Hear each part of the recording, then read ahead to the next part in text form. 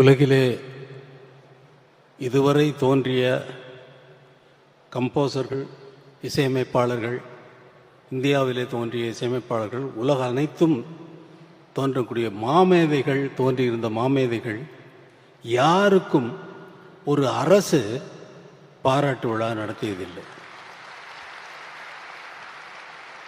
இசை உலக சரித்திரத்திலேயே முதலாவது முறையாக ஒரு இசையமைப்பாளனுக்கு ஒரு பாராட்டு விழா நடத்துகிறது தமிழக அரசு தான்.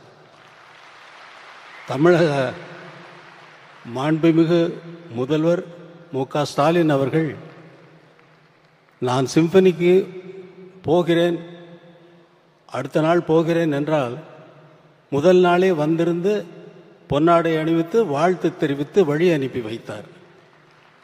அதேபோல் அங்கே லண்டனிலே இசை அரங்கேற்றம் செய்துவிட்டு அடுத்த நாள் ஃப்ளைட்டில் உடனே நான் திரும்பி வரேன்.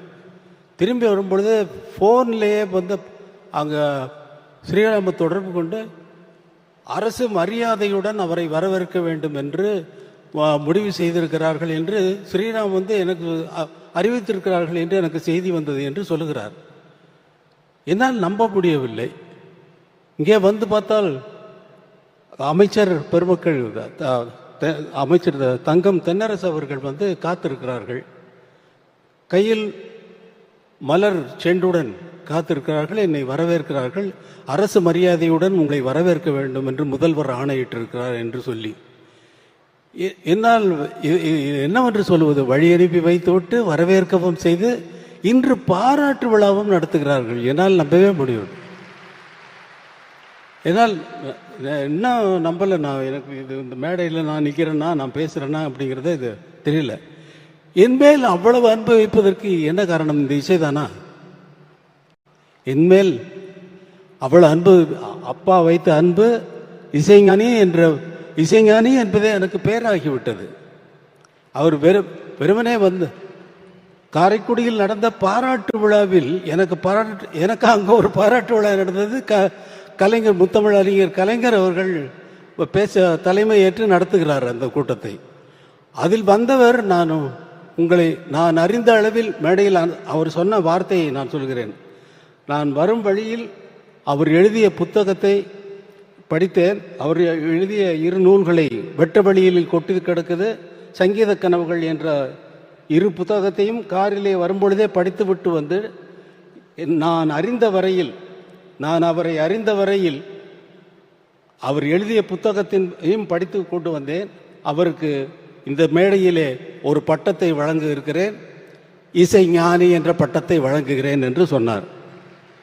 அவர் பாராட்டு விழா, அதே பாராட்டு விழா கலைஞருடைய தவ புதல்வர் மு.க. ஸ்டாலின் அவர்கள் நடத்துகிறார்கள், எனக்கு நடத்துகிறார்கள்.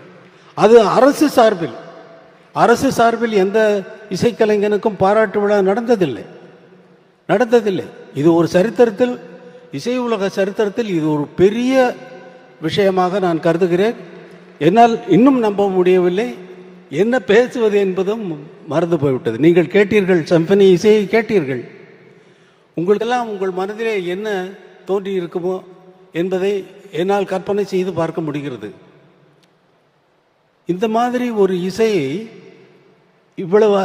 அவ்வளவு வாத்தியங்களும் வாசிக்கக்கூடிய இசை என்னுடைய கற்பனையிலேயே தோன்றி, அந்த கற்பனையை எழுத்து மூலமாக எழுதி அத்தனை பேரும் ஒரே நேரத்தில் வாசித்துக் கொண்டிருக்கிறார்கள். ஒவ்வொருவருக்கும் எழுதிய நோட்ஸ் தான் அவர்கள் வாசித்தார்களே தவிர வேற ஒன்றுமில்லை. நான் எனது எண்ணத்திலே தோன்றிய கற்பனை வரி வடிவமாக எழுதி, அந்த 87 பேருக்கும் எழுதி, தனித்தனியாக எழுதி மொத்தமாக வாசித்த இசைதான் அந்த சிம்பனி. இந்த சிம்பனி எழுதுவதற்கு நான் இசையிலே என்னுடைய வாழ்க்கையை முழுவதும் சென்றது. என்னுடைய குழந்தைகளுக்காக நான் நேரம் செலவழிக்கவில்லை. என்னுடைய குழந்தைகளுக்குடைய நேரத்தை செலவழித்திருந்தால் இந்த சிம்பனியை எழுதியிருக்க முடியாது. இதே போல நீங்கள் விரும்பி கேட்கின்ற அத்தனை பாடல்களையும் நான் கம்போஸ் செய்திருக்க முடியாது. அதனால் இங்கே நான் நன்றி தெரிவிக்க வேண்டியது முதலாவதாக என்னுடைய குழந்தைகளுக்கு. என்னை பொறுத்து கொண்டு கார்த்திக் ராஜா, யுவன் போயிட்டானா?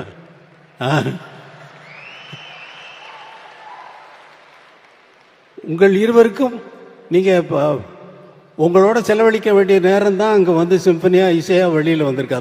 அதை நினச்சி நீங்கள் சந்தோஷப்படலாம். உங்களோட எங்கள் டாடி நீங்கள் எங்களுக்காக நேரம் செலவிடலைன்னு சொல்லி நீங்கள் இனிமேல் கம்ப்ளைண்ட் பண்ண போகிறதில்ல. இது உங்களுக்கும் வயசாகிடுச்சு, உங்கள் குழந்தைகள் வந்து உங்களுக்கு சொல்ல போகுது. அதை இந்த இசை எழுதும் பொழுது எனக்கு இருந்த அதாவது கட்டுப்பாடுகள்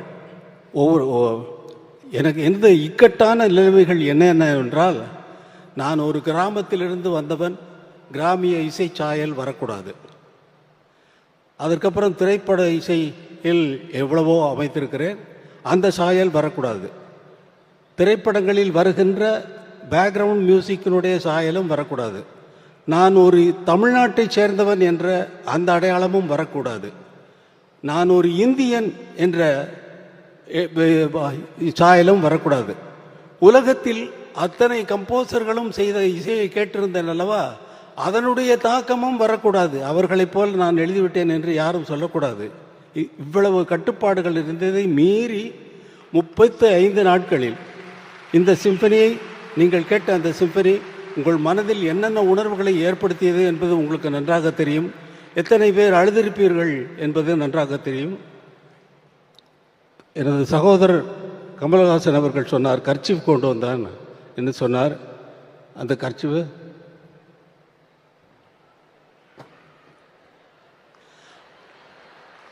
அழுததுக்கு சாட்சி இவர், கண்ணீருக்கு சாட்சி.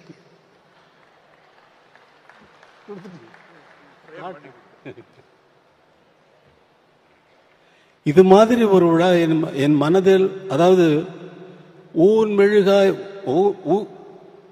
மெழுகாய் உருகும் கரையும் அதில் உலகம் மறந்து போகும் என்று சொல்லுது நமது முதல்வர் அவர்கள் ஏற்பாடு செய்த இந்த பாராட்டு விழாவை.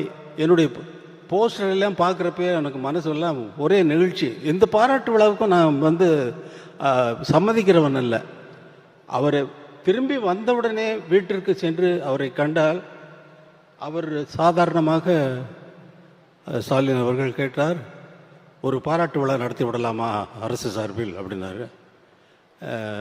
நீங்கள் நடத்துகிறதா இருந்தால் அதே சிம்பனி ஆர்கெஸ்ட்ரா இங்கே நம்ம மக்களுக்கு அதை காட்டுனா நல்லா இருக்கும் அப்படின்னு. அப்படியே பண்ணிடலாம். ரொம்ப சர்வசாதாரணமாக சொல்லிட்டாரு. இது ப்ராக்டிக்கலாக எவ்வளவு கஷ்டமான விஷயங்கிறது, 87 பேரை சேர்க்கறதுங்கிறது ரொம்ப கஷ்டமான விஷயம். அதில் ஸ்ரீராம் பட்ட அவஸ்தை, அந்த ஆர்கெஸ்ட்ரானுடைய இன்சார்ஜாக இருக்கக்கூடிய பீட்டர் இங்கே தான் இருப்பார், நான் பேசுகிறேன் கேட்டுட்டு இருப்பார். அவரை போட்டு படுத்தின பாட்டில் அவர் அதுவும் அரசு சார்பில் அவர்கள் சண்முகம் அவர்கள், மற்ற அமைச்சர் பெருமக்கள் அனைவருமே அவங்களோட தொடர்பு கொண்டு அவங்களை எதுக்குமே எந்த ஒரு அவங்க போட்ட கண்டிஷன்ஸ் எல்லாம் இவங்க அது பண்ண இது பண்ண சொல்லி லாஸ்ட் மினிட் வரைக்கும் டார்ச்சர். அவங்க இங்கே இறங்கினது பெரிய சாதனை செய்த ஸ்ரீராம் அவர்களுக்கு நான் நன்றி சொல்கிறோம். ஸ்ரீராம் ப்ளீஸ் எந்திரிக்க. அவரால் தான் இதை சாதிக்க முடிந்தது. அதோடு இது எப்படி எனக்கு வார்த்தையே வரல, உங்களை நினைச்ச ஊன் மெழுகாய் உருகும் கரையும் அதில் உலகம் மறந்து போகும் என்கிறது, நீங்கள் எதற்காக எனக்கு இந்த பாராட்டு விழாவை நடத்தினீர்கள் என்பது எனக்கு பிடிபடவே மாட்டேங்கிறது. எதற்காக என்பதில் சொல்லிவிட்டீர்கள், நீங்கள் சொல்லிவிட்டீர்கள், சாதாரணமாக சொல்லிவிட்டீர்கள். எனக்கு அந்த என்னால் முடியலை. இந்த மகிழ்ச்சி தான்.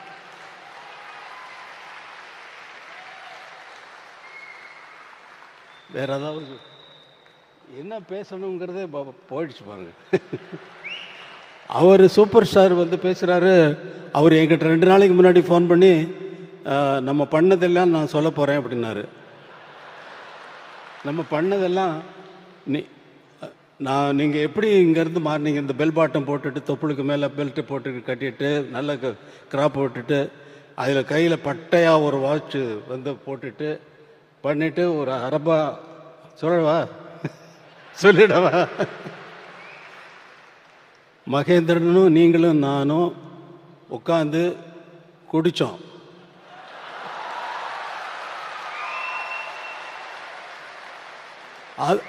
ஸ்டுடியோவில் வந்து சொல்கிறாரு, அவர் சொல்கிறாரு, என்கிட்ட சொல்கிறாரு, குடித்தோம் ஞாபகம் இருக்கா உங்களுக்கு?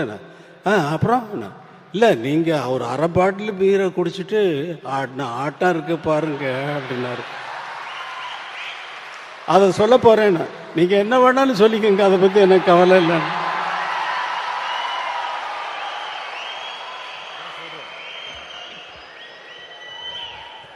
நன்றி நன்றி நன்றி. விஜிபியில் வந்து ஜானி கம்போசிங், நான் அங்கே ஷூட் பண்ணிகிட்டு இருந்தேன், அங்கேயே தங்கியிருந்தேன். இவரு மகேந்திரன் சார் வந்தாங்க. இது பண்ணிவிட்டு ஈவினிங் நைட்டு நானும் மகேந்திர சார் வந்து ட்ரிங்க்ஸ் எடுத்தோம். இவர்கிட்ட கேட்டோம், சுவாமி சார் என்ன பீரு ஆஃப் பாட்டில் பீர் அடிச்சுட்டு இவர் போட்ட ஆட்டம் இருக்க. ஐயோ ஐயோ ஐயோ ஐயோ 3 மணி நைட் வரைக்கும். மகேந்திரன் அப்போ சொல்கிறாரு, ராஜா இந்த சாங் இது சும்மா இருங்க சார் அப்படின்னு சொல்லி ஊரில் கிசு கிசு எல்லாம் கேட்குறாரு. மெயினாக ஹீரோயின்ஸுங்க பற்றி. அண்ணா பெரிய லவ், பெரிய லவ், அதுதான் இந்த பாட்டெல்லாம். சொல்லுங்க சார். அப்படி இருந்தவர் இன்னும் நிறைய இருக்கு, இன்னொரு வாட்டி நான் வச்சுக்கிறேன்.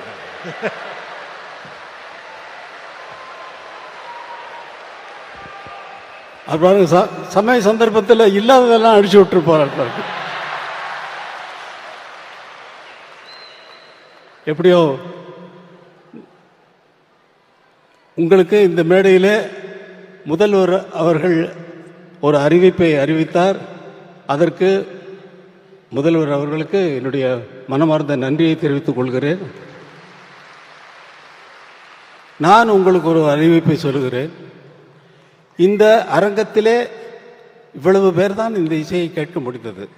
எனக்கு நமது மக்கள் அனைவரும் கேட்க வேண்டும் என்ற ஆசை எப்பொழுதும் உண்டு. ஏனென்றால் இதை நீங்கள் இந்த இந்த இந்த இசையை வேறு எங்காவது கேட்டிருக்கிறீர்களா? எங்கேயாவது கேட்டிருக்க முடியுமா? இந்த இன்பத்தை நேரடியாக கேட்டால்தான். இதை ரெக்கார்ட் செய்து கேட்கறதுல அர்த்தமே இல்லை. அது இந்த இந்த உணர்வை நமக்கு கொண்டு வராது. 87 பேரும் ஒரே நோக்கத்தோடு ஒரே கவனத்தோடு அந்த இசையை எப்படி பிரசன்ட் பண்ணுவது என்பதிலேயே அவர்கள் கவனமெல்லாம் இருக்க போய்த்தான் இந்த இசை இவ்வளவு உயர்ந்ததாக இருக்கிறது. எல்லோருடைய கவனமும் ஒரே நேரத்தில் ஒரே இடத்தில் இருக்கிறது. மற்றபடி மற்ற இசைகளுக்கெல்லாம் அந்த விஷயமே கிடையாது. 87 பேர் எங்கேயாவது திரும்பி பார்த்தாங்களா? யாரையாவது பார்த்தாங்களா? ஒருத்தராவது? அவர்களுடைய வாத்தியம், அவர்கள் முன்னால் இருந்தக்கூடிய இசை குறிப்புகள், அதைத்தான் வாசித்தார்கள். இந்த இசையை நேரடியாக கேட்கும் பொழுதுதான் நம்முடைய உள்ளமெல்லாம் கரைகிறது, நம்முடைய கண்களிலிருந்து நீர் கசிகிறது, நம்முடைய உயிரை போய் அது ஆட்டுகிறது. இது சினிமா பாடல்களிலே நடந்தாலும் கூட இந்த மாதிரி உயர்ந்த இசையை கண்டுகொள்ளாமல் நாம் எதற்கு இந்த உலகத்தில் உயிர் வாழ வேண்டும்? எதற்கு இந்த உலகத்தில் உயிர் வாழ வேண்டும்? உயர்ந்த விஷயங்களை கண்டுகொண்டு அதை பற்றி கொண்டு மேலே போவதை விட்டுவிட்டு பல விஷயங்களில் நம் கவனத்தை சிதறடித்து விட்டு நம்மளுடைய சக்தியெல்லாம் வீணாகிறது அந்த சிதறடிக்கிறத காரணத்தினால். அதனால் இந்த இசையை நமது மக்கள் அனைவரும் கேட்க வேண்டும் என்பதற்காக பெரிய மைதானத்திலே இதே இசை கலைஞர்களை கொண்டு வந்து அவர்களுக்கு இந்த சிம்பனியை நான் நடத்தி காட்டுவேன் என்று உங்களுக்கு ஒரு வாக்குறுதி கொடுக்கிறேன். அதற்கு தமிழக முதல்வர் என்னென்ன உதவிகள் எனக்கு தேவையோ அதையெல்லாம் செய்து கொடுப்பார் என்ற நம்பிக்கையில் நான் சொல்லிவிட்டேன். அவரிடம் கேட்கவில்லை. கண்டிப்பாக என் மீது இருக்கும் அன்பிலே அவர் கண்டிப்பாக அதை செய்வார். அந்த நாள் விரைவில் வரும் என்று உங்களுக்கு அறிவித்துக் கொண்டு இந்த விழாவுக்கு இது நன்றி நன்றி நன்றி நன்றி நன்றி சொல்ல வார்த்தை இல்லையே.